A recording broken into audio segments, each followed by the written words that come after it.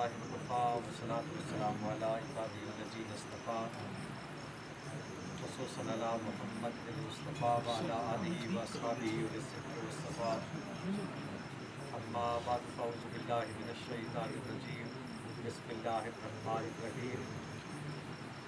فقد قال النبي صلى الله عليه وآله وسلم حسين مني وأنا من حسين. كما قال عليه الصلاة والسلام إن الله وملائكته يصلون على النبي يا أيها الذين آمنوا صلوا عليه وسلموا تسليما. اللهم صل على سيدنا مولانا محمد وعلى آل سيدنا مولانا محمد وعلى أصحاب سيدنا مولانا محمد وبارك وسلم عليه. الصلاة والسلام عليك يا سيدي يا رسول الله وعلى آلك وأصحابك يا سيدي يا حبيب الله.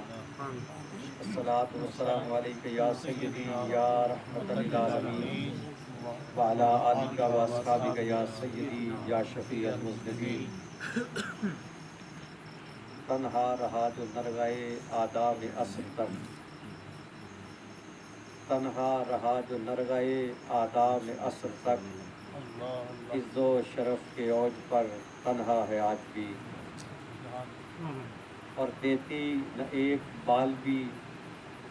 جنت سے تول کر، دیتی نہ ایک بال بھی جنت سے تول کر، پوچھو دل بطول سے قیمت حسین کی. سبحان اللہ سبحان اللہ. حمد و صلات اور بارگاہ سید الشہداء نواسہ رسول راکب دوش نبوت حضرت سیدنا امام علی مقام امام حسین علیہ السلام میں عدیہ منقبت کے بعد انتہائی عزت و تکریم کے لائق حضرت علامہ قاضی ذوق محمود صاحب دامت برکاتہ العالیہ، حضرت علامہ سید عادل حسین شاہ صاحب جیلانی دامت برکاتہ العالیہ، دیگر گرامی مرتبت علماء اکرام، حاضرین و سامعین، السلام علیکم ورحمۃ اللہ وبرکاتہ.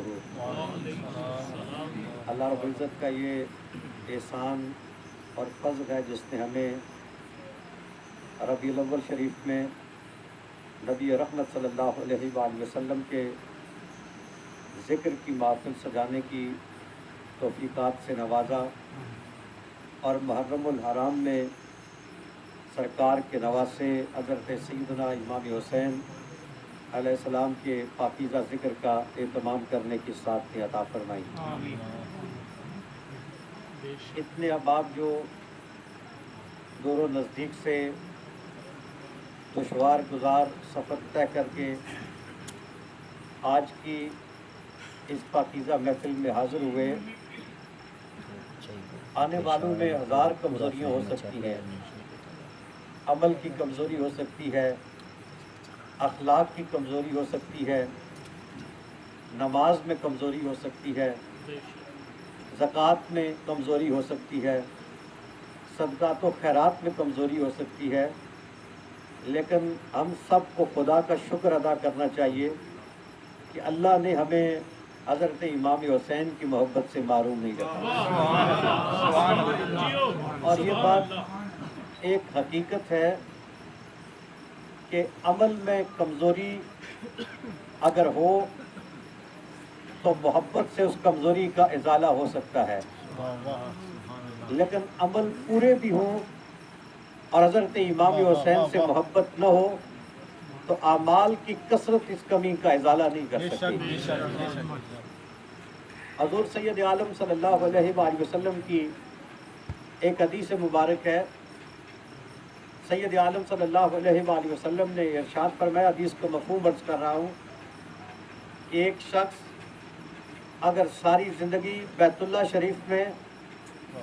رکن اور مقام کے درمیان بسر کر دے، اس طرح کہ ساری زندگی دن کو روزے رکھے اور نوافل ادا کرتا رہے، قیام کرتا رہے، رب کی بندگی اور عبادت بجا لاتا رہے، ساری زندگی اس انداز کے ساتھ گزارے، لیکن اس کا قلب میری آل کی محبت سے خالی ہو، तो ताजदार कायनात फरमाते हैं कि उसकी कोई इबादत उसको फ़ायदा नहीं लाएगी। जो आले बैत अतार की मोहब्बत से महरूम रहकर रब की बारगाह में सजदे भी करेगा, अल्लाह उसके सजदे कबूल नहीं करेगा। इसका माना यह है कि अल्लाह इबादत बाद में देखता है, सजदे बाद में देखता है, नवाफिल बाद में देखता है, सदकात बाद में देखता है, खैरात बाद में देखता है, किरदार बाद में देखता है, पहले दिल देखता है। दिल में अगर सरकार और सरकार की आल की मोहब्बत हो तो फिर सजदे भी कबूल कर लिए जाते हैं, फिर नमाजें भी कबूल कर ली जाती हैं, फिर रुकू भी कबूल कर लिए जाते हैं, फिर क़याम भी कबूल कर लिए जाते हैं, फिर तस्बीहात औरात वज़ाइफ भी कबूल कर लिए जाते हैं, फिर तबलीग मेहनत मशक्क़त और दीन के लिए जिद्दोजहद भी कबूल कर ली जाती है। लेकिन अगर दिल सरकार की मोहब्बत से और सरकार की आल से मोहब्बत से खाली हो तो फिर सजदे भी मुंह पे मार दिए जाते हैं, नमाजें भी मुंह पे मार दी जाती हैं। ग्रामी मर्तबा ताज़रीन, हज़रत इमाम अली मकाम इमाम हुसैन अलैहिस्सलाम की मोहब्बत ये वो ख़जाना है कि जिसको ये ख़जाना नसीब हो जाता है वो दुनिया में भी साथ पा लेता है और वो आखिरत में भी साथ पा लेता है। आप अगर आले हक की सीरत का मताला करें, सरकार के असहाब की सीरत का मताला करें, ताबईन की सीरत का मताला करें, अतबाए ताबईन की सीरत का मताला करें, आइम्माए मुज्तहिदीन की सीरत का मताला करें, औलियाए कामिलीन की सीरत का मताला करें, उलमाए रब्बानियीन की सीरत का मताला करें, तो एक चीज़ जो आपको हर जगह पे नज़र आएगी वो सरकार की मोहब्बत है और सरकार की आल की मोहब्बत है। ये वो मोहब्बत है जिसका दर्स खुद ताजदार कायनात देते हैं और जिस पर रहमत आलम सल्लल्लाहु अलैहि वसल्लम इतनी ताकीद फरमाते हैं कि आम तौर पर यह समझा जाता है कि सैयद आलम सल्लल्लाहु अलैहि वसल्लम ने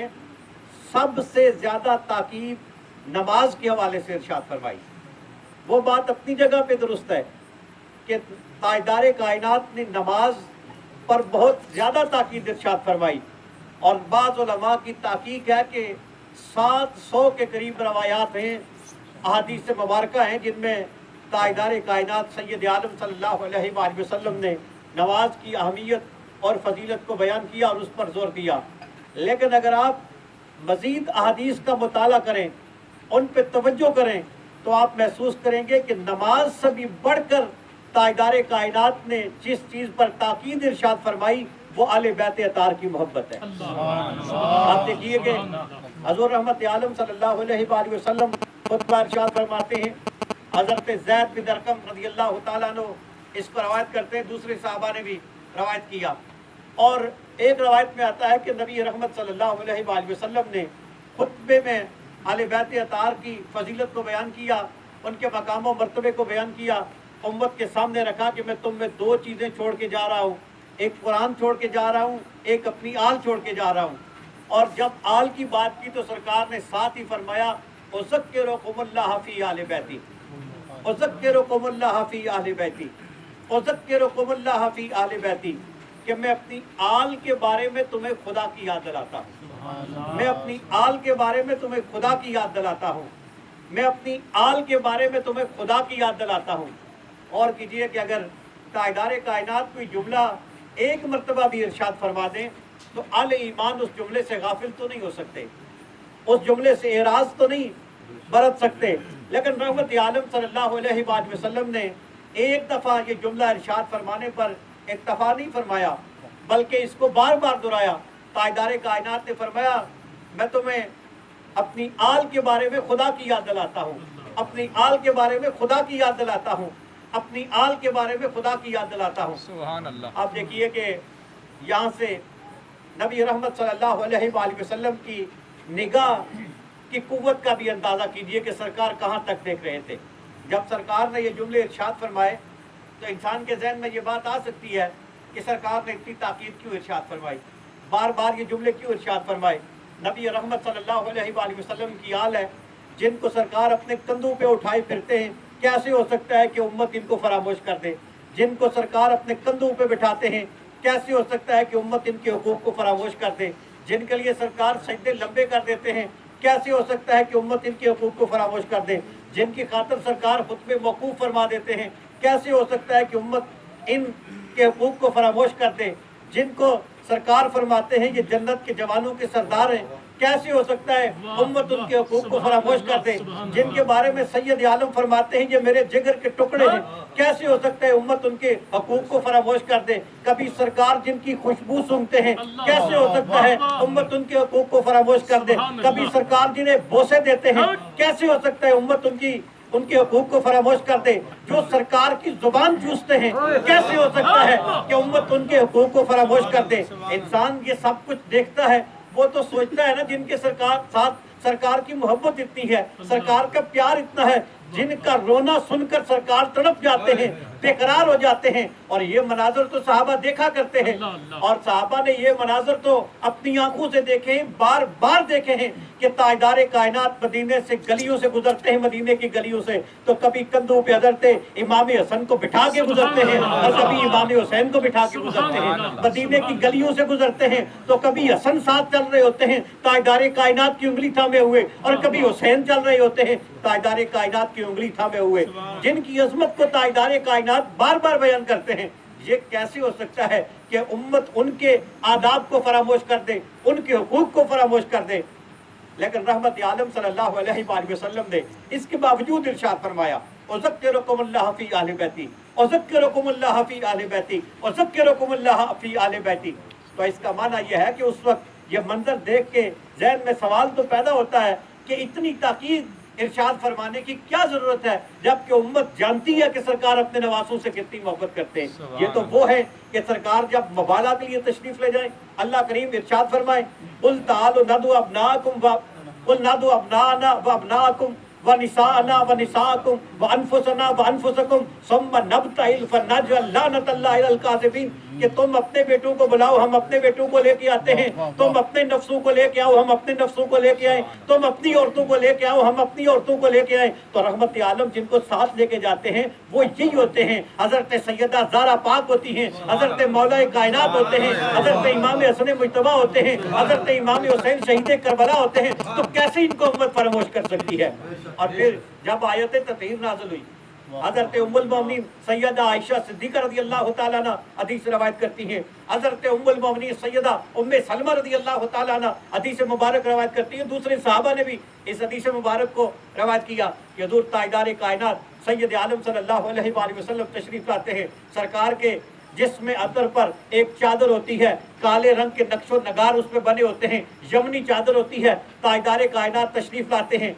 तो उस चादर में नबी रहमत सल्लल्लाहु अलैहि वसल्लम हजरत इमाम हसन को भी दाखिल करते हैं, इमाम हुसैन को भी दाखिल करते हैं, सैयदा पाक को भी दाखिल करते हैं, हजरत मौला कायनात को भी दाखिल करते हैं, और फिर रब की बारगाह में अर्ज करते हैं, अल्लाहुम्मा हाउलाई आलो बैती, मौला ये मेरी आले बैत है और इनको पाक कर दे इस तरह जिस तरह पाक करने का हक है, और हर नजासत को इनसे दूर फरमा दे। गिरामी मर्तबत हाज़रीन, ये वही है कि आयत तत्हीर नाज़िल हुई तो सरकार ने इनको चादर के नीचे लिया, और फिर जिस वक्त आयत मवद्दत नाज़िल हुई, अल्लाह करीम ने इरशाद फरमाया, कुल ला असअलुकुम अलैहि अजरन इल्लल मवद्दत फिल कुर्बा, ए महबूब पाक फरमा दीजिए, मैं कार्य रसालत की अदायगी पर मैंने जो मशक्क़त बर्दाश्त की, मैंने जो तकलीफ़ें उठाई, ताइफ में जो मैंने पत्थर बर्दाश्त किए, मेरा जिस्म अतर लहूलहान हुआ, मैंने जंगों में जख्म खाए, मैंने इतनी मशक्क़त बर्दाश्त की, मैं शाबी अबी तालिब पे मासूर रहा, मैंने दुश्मनी देखी, मैंने रुकावटें देखी, मैंने इस दीन की तबलीग के लिए जो इतने तकलीफ़ें उठाई है, मशक्क़त बर्दाश्त की है, उसमें तुमसे कोई सिला नहीं चाहता, तुमसे कोई जुरत नहीं चाहता, लेकिन हाँ मेरी कराबत से मवद्दत इख्तियार करो। जब आयत मवद्दत नाज़िल हुई तो सरकार के असाब ने सरकार की बारगाह में अर्ज की, मन कराबतों का औलाज़ीना वजबत अलैना मवद्दतहुम या रसूलल्लाह, ऐ अल्लाह के रसूल आपकी वो कराबत कौन सी है जिसकी मवद्दत अल्लाह ने आले ईमान पे फर्ज कर दी है। यहाँ से ये पता चला कि जब ये आयत नाज़िल हुई तो सरकार के सहाबा ने इतना जान लिया कि कुछ लोग ऐसे भी हैं जिनकी मवद्दत फर्ज हो गई है। सुभान अल्लाह। ये तो जानते थे कि कुछ हैं जिनकी मवद्दत हम पे लाजिम हो गई, लेकिन ये नहीं जानते थे कि वो कौन है। तो सरकार की बारगाह में अर्ज की वो कौन है जिनकी मवद्दत अल्लाह ने हम पे लाजिम कर दी। तो सरकार ने 4 ही हस्तियों के नाम लिए। सरकार ने फरमाया वो मेरी ज़ारा है, वो मेरा अली है, वो मेरा हसन है और वो मेरे हुसैन है। तो वहाँ पर भी सरकार ने इन्हीं हस्तियों के नाम लिए जिनका नाम سرکار نے آیت مودت کے نزول کے وقت لیا ہو، جن کا نام رحمت عالم صلی اللہ علیہ وآلہ وسلم نے آیت تطہیر کے نزول کے وقت لیا ہو، اور جن کو رحمت عالم صلی اللہ علیہ وآلہ وسلم نے اپنی چادر کے نیچے جن کو رکھا ہو، اور پھر رحمت عالم صلی اللہ علیہ وآلہ وسلم مبالا کے واقعے میں جن کو ساتھ لے کے گئے ہو، امت کیسے ان کو فراموش کر سکتی ہے؟ اب انسان کے ذہن میں خیال تو آتا ہے کہ حضور تاجدار کائنات سید عالم صلی اللہ علیہ وآلہ وسلم اتنی تاکید ارشاد فرما رہے ہیں، ایک مرتبہ فرماتے ہیں وذکرکم اللہ فی آل بیتی، میں اپنی آل بیت کے بارے میں تمہیں خدا کی یاد دلاتا ہوں، اور پھر اس پہ اکتفا نہیں کیا، پھر دہرایا وذکرکم اللہ فی آل بیتی، میں تمہیں اپنی آل بیت کے بارے میں خدا کی یاد دلاتا ہوں، اس پر بھی اکتفا نہیں فرمایا، پھر تیسری بار فرمایا وذکرکم اللہ فی آل بیتی، میں تمہیں اپنی آل بیت کے بارے میں خدا کی یاد دلاتا ہوں۔ تو ذہن میں سوال آتا ہے کہ اتنی تاکید کا کیا مقصود تھا؟ گرامی مرتبہ حاضرین، رحمت عالم صلی اللہ علیہ وآلہ وسلم اپنی نگاہ نبوت سے دیکھ رہے تھے کہ یہ جو لا الہ الا اللہ محمد رسول اللہ پڑھنے والے ہیں، یہ جو توحید کی گواہی دینے والے ہیں، یہ جو رسالت کی گواہی دینے والے ہیں، ایک وقت ایسا آئے گا میرا کلمہ پڑھنے والے، توحید کی گواہی دینے والے، میری رسالت کی گواہی دینے والے، یہ میری اسی آل پر تیر برسائیں گے، میری اسی آل پر وہ نیزے لے کے حملہ آور ہوں گے، میری اسی آل پر تلواریں لے کے حملہ آور ہوں گے، وہ میری اسی آل پہ ان کے اجساد مقدسہ پہ گھوڑے دوڑائیں گے، اور میری اسی آل کے خیمے جلائیں گے، اور میری اسی آل کی بیٹیوں کو قیدی بنایا جائے گا، انہیں درباروں میں پیش کیا جائے گا، انہیں بازاروں سے گزارا جائے گا۔ تو رحمت عالم چونکہ اپنی نگاہ نبوت سے یہ ذات دیکھ رہے تھے، تو تاجدار کائنات نے اس سے کئی برس پہلے ہی ارشاد فرما دیا وذکرکم اللہ فی آل بیتی، وذکرکم اللہ فی آل بیتی، وذکرکم اللہ فی آل بیتی، میرا کلمہ پڑھنے والوں، رب کی توحید کی گواہی دینے والوں، محمد رسول اللہ کی رسالت کی گواہی دینے والوں، میں تمہیں اپنی آل کے بارے میں خدا کی یاد دلاتا ہوں۔ گرامی مرتبہ حاضرین، حضور رحمت عالم صلی اللہ علیہ وآلہ وسلم نے حضرت امام حسن کی عظمت کو بیان کیا، حضرت امام حسین کی عظمت کو بیان کیا، حضرت سیدہ پاک کی عظمت کو بیان کیا، حضرت مولا کائنات کی عظمت کو بیان کیا۔ ایک لمحے کے لیے رک کے آپ کی خدمت میں عرض کروں گا کہ اگر ہم نہ بھی ان کی عظمت کو بیان کریں تو انہیں کیا فرق پڑتا ہے؟ اگر علماء کرام اپنی گفتگو میں ان کا ذکر کرنا چھوڑ دیں تو ان کی عظمتوں کو کیا فرق پڑتا ہے؟ اگر محققین ان پہ لکھنا چھوڑ دیں اور نعت خان ان کے مناقب پڑھنا چھوڑ دیں اور محافل سجانے والے ان کی محافل سجانا چھوڑ دیں، تو جن کی عظمتیں رب بیان کرتا ہے، جن کی عظمتیں تاجدار کائنات بیان کرتے ہیں، ان کو کیا فرق پڑتا ہے کہ کوئی مولوی ان کا ذکر کرتا ہے یا نہیں کرتا، کوئی خطیب ان کا ذکر کرتا ہے یا نہیں کرتا؟ بلکہ بات تو حقیقت میں یہ ہے جو ان کا ذکر کرتا ہے تو اس ذکر کی وجہ سے ان کو بلندی نہیں ملتی، ذکر کرنے والا ذکر کی برکت سے خود بلند ہو جاتا ہے۔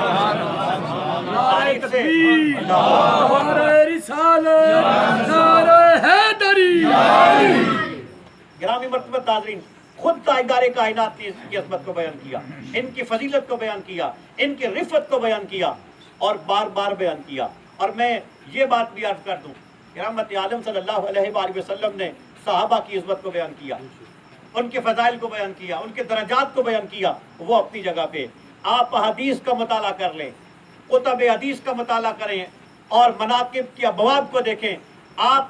سارے ابواب مناقب کا مطالعہ کریں تو آپ نتیجے پر پہنچیں گے کہ نبی رحمت صلی اللہ علیہ وآلہ وسلم نے فضائل سب کے بیان کیے ہیں، لیکن فضائل اور مناقب کے بیان کا جو اہتمام آل بیت اطہار کے فضائل بیان کرتے ہوئے نظر آتا ہے وہ کسی اور مقام پہ نظر نہیں آتا۔ رحمت عالم صلی اللہ علیہ وآلہ وسلم نے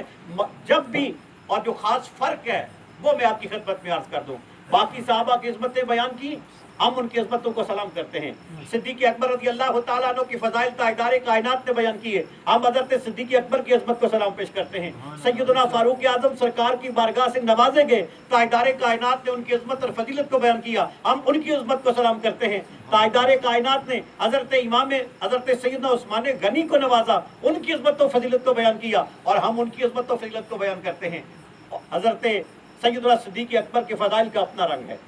حضرت سیدنا فاروق اعظم رضی اللہ تعالیٰ عنہ کے فضائل کا اپنا رنگ ہے، حضرت سیدنا عثمان غنی رضی اللہ تعالیٰ عنہ کے فضائل کا اپنا رنگ ہے، حضرت سیدنا زبیر رضی اللہ تعالیٰ عنہ کے فضائل کا اپنا رنگ ہے، حضرت سیدنا طلحہ کے فضائل کا اپنا رنگ ہے، حضرت عبد الرحمن بن عوف کے فضائل کا اپنا رنگ ہے، حضرت خالد بن ولید رضی اللہ تعالیٰ عنہ کے فضائل کا اپنا رنگ ہے، لیکن جب بات اہل بیت رسالت کی آتی ہے، بات ان پنجتن میں شامل ہستیوں کی آتی ہے، تو وہاں پہ رحمت عالم کے جو بیان کا انداز ہے وہ انداز بدل جاتا ہے، جو رنگ ہے وہ رنگ بدل جاتا ہے، اور اس میں جو چیز غالب آتی ہے وہ اپنائیت کا رنگ ہوتا ہے۔ سبحان اللہ، سبحان اللہ۔ کہ مولا علی کی عظمت کو بیان کریں تو محسوس ہوتا ہے سرکار کسی اپنے کو بیان کر رہے ہیں، خود اپنے ساتھ شامل کر کے ان کی عظمت کو بیان کرتے ہیں۔ امام حسن کی عظمت کو بیان کریں تو فضیلت بیان کرنے سے پہلے سرکار اس بات کو واضح کرتے ہیں یہ میرا حسن ہے۔ حضرت امام حسین کی فضیلت بیان کریں تو فضیلت بیان کرنے سے پہلے سرکار اس بات کو واضح کرتے ہیں کہ یہ میرا حسین ہے، اور سیدہ زہرا پاک کی فضیلت بیان کریں تو فضیلت بیان کرنے سے پہلے سرکار اس کو واضح کرتے ہیں یہ میرے جگر کا ٹکڑا ہے۔ یہ اہتمام آپ کو کسی اور جگہ پہ نظر نہیں آئے گا۔ اب وہ کس طرح یہ انداز ہوتا ہے رحمت عالم صلی اللہ علیہ وآلہ وسلم کا، اس پر کئی حدیث پیش کی جا سکتی ہے، میں فقط بات کی وضاحت کے لیے تفہیم کے لیے حدیث مبارک کا سہارا لیتا ہوں۔ آپ نے 12 سنی ہوگی اس محرم شریف میں بھی، بخاری شریف کی حدیث ہے، حضرت یعلا بن مرہ رضی اللہ تعالیٰ عنہ اس حدیث مبارک کے راوی ہیں کہ تاجدار کائنات سید عالم صلی اللہ علیہ وآلہ وسلم کو سرکار کے ایک صحابی نے دعوت دیا، کھانے کا اہتمام کیا، سرکار کی بارگاہ میں عرض کی کہ میرے گھر میں تشریف لائیے، سرکار نے دعوت کو قبول کر لیا۔ صحابی کہتے ہیں کہ میرے گھر میں بھی ہو جائے چراغاں یا رسول اللہ، لیکن اس صحابی کے مقدر کو سلام کیجئے کہ جس نے دعوت پیش کی تھی، سرکار نے قبول کی تھی، اور سرکار بنفس نفیس ان کے گھر تشریف لے گئے۔ ہم تو ہمارے گھر میں قاضی صاحب آ جائیں تو ان کی شاگرد خوش ہو جاتے ہیں کہ آج قاضی صاحب ہمارے گھر میں آئے تھے دعوت میں، کسی کے پیر صاحب آئیں تو مرید خوش ہو جاتا ہے، کسی کا استاد آئے تو شاگرد خوش ہو جاتا ہے، اور کوئی اور شخصیت آ جائے تو لوگ خوش ہو جاتے ہیں کہ میرے گھر میں آج فلاں آیا تھا۔ لیکن جس کے گھر امام الانبیاء آ جائیں وہ اندازہ کر سکتا ہے کہ اس کی مقدر کی بلندی کا عالم کیا ہوگا۔ حضور رحمت عالم صلی اللہ علیہ وآلہ وسلم نے اس صحابی کی دعوت کو قبول کیا، کاشانہ احتر سے باہر تشریف لائے۔ ابھی سرکار باہر تشریف لائے تو گلی میں دیکھا بچے کھیل رہے تھے، اور میں حضرت امام علی مقام سیدنا امام حسین علیہ السلام بھی تھے۔ سرکار نے نواسے کو کھیلتے ہوئے دیکھا تو کریم آقا اپنے نواسے کو دیکھ کے خوش ہوئے، اور رحمت عالم صلی اللہ علیہ وآلہ وسلم حضرت امام حسین کو پکڑنے کے لیے آگے بڑھے۔ امام حسین کی بچپن کی عمر تھی، جب دیکھا کہ نانا مجھے پکڑنے کے لیے آ رہے ہیں تو انہوں نے مسکراتے ہوئے آگے بھاگنا شروع کر دیا۔ جب وہ آگے بھاگنے لگے تو تاجدار کائنات سید عالم صلی اللہ علیہ وآلہ وسلم اپنے ہاتھ پھیلا کر اپنے نواسے کو پکڑنے کے لیے مسکراتے ہوئے تیز قدموں سے چل کر ان کے پیچھے جانے لگے کہ چل کے ان کو پکڑ لیں۔ اب اور کیجئے یہ کیسا منظر تھا، یہ مدینہ شریف کی گلی تھی، اور تاجدار کائنات تھے، سرکار کے صحابہ منظر دیکھ رہے تھے، حضرت سید الشہداء حضرت امام حسین علیہ السلام گلی میں آگے آگے بھاگ رہے تھے، تاجدار کائنات تیز قدموں کے ساتھ پیچھے چل رہے تھے، اور امام حسین بھی مسکرا رہے تھے، اور یقیناً سید عالم بھی مسکرا رہے تھے، یہاں تک کہ تاجدار کائنات نے حضرت امام حسین علیہ السلام کو پکڑ لیا۔ اب جب پکڑا، رحمت عالم صلی اللہ علیہ وآلہ وسلم نے کس انداز کے ساتھ پکڑا اس پر توجہ چاہتا ہوں۔ پہلے یہ دیکھیے کہ سرکار نے کس طرح اپنائیت کا اظہار کیا، بچے تو اور بھی تھے لیکن سرکار سارے بچوں سے شفقت کرتے تھے، یہ بات ذہن میں رکھیے۔ بلکہ سرکار کا معمول تھا، سرکار جب باہر تشریف لے جاتے اپنے کسی سفر کے لیے واپس لوٹتے، اور جب سرکار مدینہ طیبہ کے مضافات میں جاتے تو وہاں پہ اگر کوئی بچہ سرکار کو نظر آتا تو آقا شفقت سے اس کو اپنے ساتھ سفاری پہ بٹھا لیتے، بچوں کے ساتھ سرکار شفقت فرماتے تھے۔ تو یقیناً سب بچوں کے ساتھ سرکار نے شفقت فرمائی، لیکن حضرت امام حسین کا مقدر اپنا تھا۔ اب رحمت عالم صلی اللہ علیہ وآلہ وسلم نے اپنائیت کا اظہار کس طرح کیا کہ سرکار ان کے پیچھے چلنے لگے، وہ آگے دوڑنے لگے، سرکار نے ان کو پکڑ لیا، اور پکڑا کس طرح۔ اب راوی کی عظمت دیکھیے کہ راوی نے صرف سرکار کے کلمات ہی روایت نہیں کیے کہ سرکار نے یہ جملہ ارشاد فرمایا، یہ جملہ ارشاد فرمایا، یہ جملہ ارشاد فرمایا، اس میں حضرت امام کی بڑی فضیلت ہے، لیکن راوی سمجھتے تھے اس جملے کا اپنا مقام ہے، لیکن یہ جو کیفیت، ماحول اور سرکار کے پکڑنے کا انداز، شفقت کا انداز ہے، اس کی اپنی اہمیت ہے، تو راوی نے وہ بھی بیان کیا۔ اب راوی حضرت یعلا بن مرہ رضی اللہ تعالیٰ عنہ آپ روایت کرتے ہیں کہ سرکار نے پکڑا کس طرح۔ آپ فرماتے ہیں کہ سرکار نے اپنا ایک دست مبارک حضرت امام علی مقام امام حسین علیہ السلام کی ٹھوری کے نیچے رکھا، دوسرا سر کے پچھلے حصے پہ رکھا، دونوں ہاتھوں سے حضرت امام حسین کے سر کو تھاما، اور پھر ان کا چہرہ اپنے چہرے کے قریب کیا، پھر اپنے ہونٹ ان کی ہونٹوں پہ رکھے اور ان کو بوسہ دیا، اور اس کے بعد پھر تاجدار کائنات نے 3 جملے ارشاد فرمائے۔ اب وہ مناقب یہاں پہ بیان ہوتے ہیں، جملے یہاں سے شروع ہوتے ہیں، لیکن یہ جو جملے سے پہلے جو کچھ ہے یہ سرکار کی اپنائیت ہے. سرکار نے پہلے بتایا کہ یہ حسین میرا ہے. رحمت عالم صلی اللہ علیہ وآلہ وسلم نے یوں محبت کا اظہار فرمانے کے بعد پھر سرکار نے 3 جملے ارشاد فرمائے، اور پہلا جملہ تھا سرکار نے فرمایا کہ حسین منی وانا من حسین. سبحان اللہ. حسین مجھ سے ہے اور میں حسین سے ہوں. اور سرکار نے دوسرا جملہ ارشاد فرمایا، سرکار نے فرمایا احب اللہ من احب حسین. جو حسین سے محبت کرتا ہے وہ اللہ کا محبوب بن جاتا ہے، اللہ اس سے محبت فرماتا ہے. اور اس کو یوں بھی پڑھا جا سکتا ہے احب اللہ من احب حسین، اور یوں بھی پڑھا جا سکتا ہے احب اللہ من احب حسین. اگر احب اللہ من احب حسین پڑھیں گے تو معنی بنے گا کہ جو حسین سے محبت کرتا ہے اللہ اس سے محبت کرتا ہے، اللہ اسے اپنا محبوب بنا لیتا ہے. اور اگر یوں پڑھیں گے احب اللہ من احب حسین تو اس کا معنی بنے گا کہ جو حسین سے محبت کرتا ہے وہ خدا سے محبت کرتا ہے، یعنی حسین کی محبت خدا کی محبت سے جدا نہیں. اور پھر تیسرا جملہ تاجدار کائنات نے اس موقع پہ ارشاد فرمایا، سید عالم صلی اللہ علیہ وآلہ وسلم نے فرمایا کہ حسین سبت من الاسباط. حسین نواسوں میں سے ایک عظمت والے نواسے. نواسے تو اللہ نے بہتوں کو عطا کیے، لیکن حسنین یہ حضور رحمت عالم صلی اللہ علیہ وآلہ وسلم کو اللہ نے عطا کیے. اور وہ کسی محبت والے نے کہا تھا کہ ہے راز مشیت کا وہ راز مشیت کا شناسا ایسا، جس کے قدموں میں ہو کوثر وہ پیاسا ایسا، کیوں فخر سے جھومے رسول عربی تقدیر سے ملتا ہے نواسا ایسا. حضرت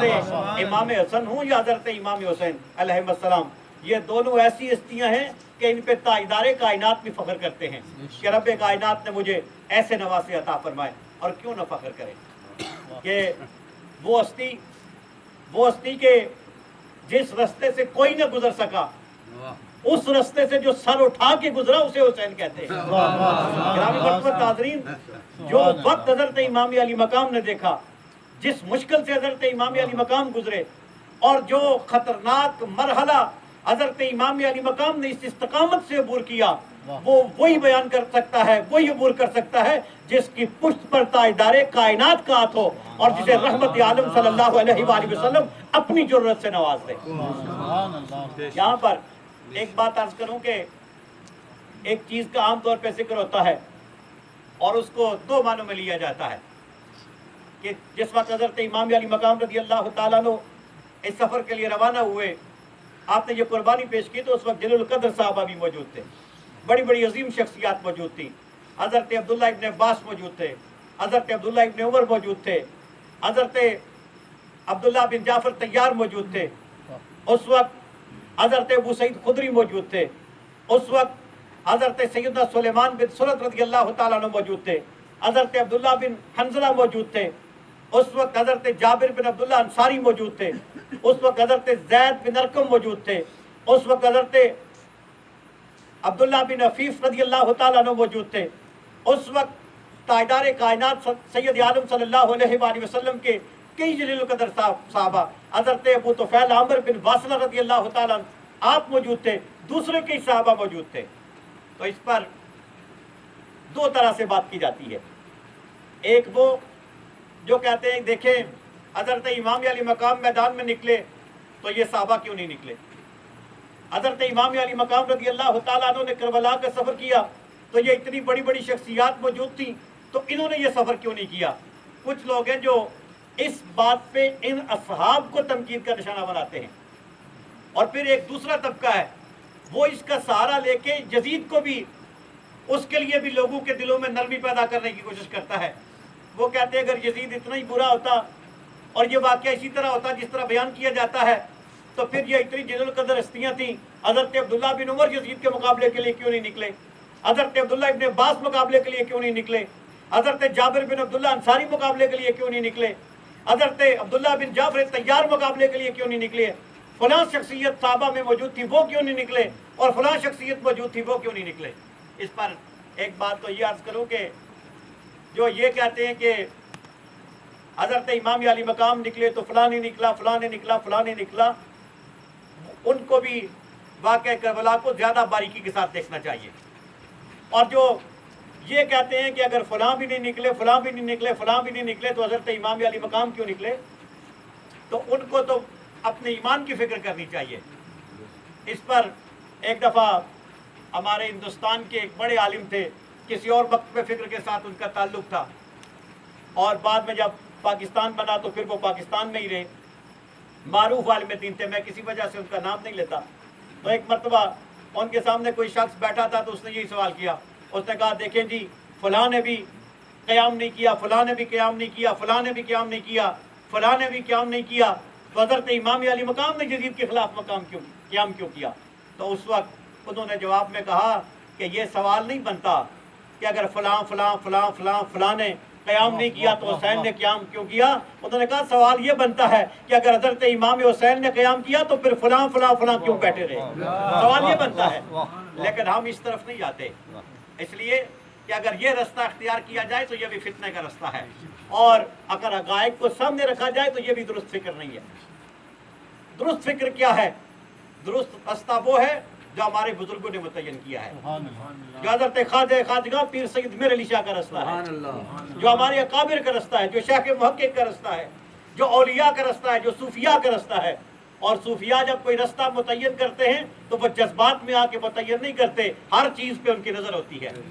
वो मुस्बत पहलू भी उनके नज़र में होते हैं और मनफी पहलू भी उनके नज़र में होते हैं, और वो जो रास्ता मुकर्रर करते हैं वो सही सिराते मुस्तकीम हुआ करता है, उम्मत के लिए खैर उस रास्ते में हुआ करती है। अब सवाल ये है कि ये जो अकाबिर साहबा थे उन्होंने बैत क्यों की, और दूसरा सवाल ये है कि हज़रत अगर उन्होंने यजीद की बैत कर ली, वो उसके मुकाबले के लिए नहीं निकले, तो हज़रत इमाम अली मकाम मुकाबले के लिए क्यों निकले? आपने क्यों क़याम फरमाया? इस पर आले इल्म जो मुतकल्लिमीन ने और अहादीस के शारहीन ने, मुहद्दिसीन ने जो कलाम फरमाया, उसका खुलासा आपकी खिदमत में अर्ज़ करके फिर इस पर 2 जुमले आपकी खिदमत में अर्ज़ करूँगा। उस कलाम का खुलासा यह है कि जब भी कोई ऐसा वक्त आए कि कोई जाबिर अपने जबर से ताकत के जोर पर इक़्तिदार पे काबूज हो जाए, तो उस वक्त आले हक को क्या करना चाहिए? ये एक सवाल है, और इसका जवाब ये है कि आले हक में से जो ये समझे कि मैं इसकी मुकाबले की कुदरत रखता हूँ, उसे बैत नहीं करनी चाहिए और उसके खिलाफ खड़े होना चाहिए, उसका रास्ता रोकना चाहिए। और जो ये समझे कि मैं मुकाबले की कुदरत नहीं रखता, तो ऐसी सूरत में अगर कोई ये समझे कि इसका रास्ता नहीं रोका जा सकता, तो वो बैत अलल मारूफ कर सकता है। बैत अलल मारूफ का माना क्या है कि अगर वो ये समझे कि हम इसका रास्ता नहीं रोक सकते, ये काबिज हो गया है, खजाने इसके पास है, लश्कर इसके पास है, कुव्वत इसके पास है, ताकत इसके पास है, हुकूमत इक़्तिदार इसके पास है, अगर हम इसके खिलाफ क़याम भी करेंगे तो जो भी खड़ा होगा मारा जाएगा। कोई 100 बंदे लेके खड़ा होगा वो मारा जाएगा, कोई 1000 बंदे लेके खड़ा होगा तो जिसके पास लश्कर 10 लाख का है उसका मुकाबला 1000-1500 के साथ कैसे होगा? खजाने उसके पास हैं और लोगों के आलो अयाल नुकसान उठाएंगे और नतीजा कुछ नहीं निकलेगा। तो ऐसी सूरत में एक रास्ता